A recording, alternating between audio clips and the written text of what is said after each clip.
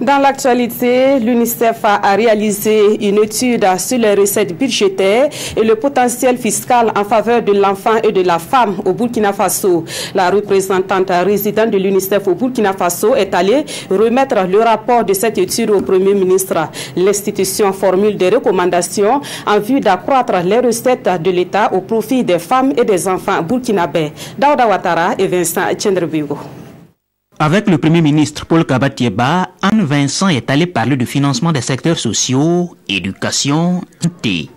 Et le document qu'elle présente au chef du gouvernement est une étude réalisée par l'UNICEF qui vise l'accroissement des ressources propres de l'État et partant la réduction de la dépendance de l'aide internationale. Le Burkina Faso s'est engagé au niveau international à atteindre les niveaux optimums de financement du secteur social, des secteurs sociaux, particulièrement la santé, où devrait aller 15% du budget national, et l'éducation où devrait aller, ce sont les accords d'Abuja, et l'éducation où devrait aller 20% du budget national, selon les accords de Dakar-Ngor.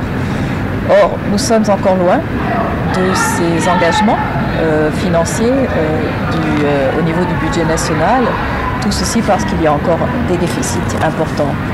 Ce document est un outil, apporte des idées, apporte des recommandations qui vont permettre, j'espère, au gouvernement vraiment d'avancer dans ce sens. Mais pourquoi l'UNICEF plutôt que le FMI ou la Banque mondiale pour parler de telles questions d'économie et de finances? Pour la représentante de l'UNICEF, cette agence est dans une nouvelle orientation qui veut qu'elle s'intéresse à l'environnement dans lequel évoluent les secteurs sociaux, y compris les aspects macroéconomiques.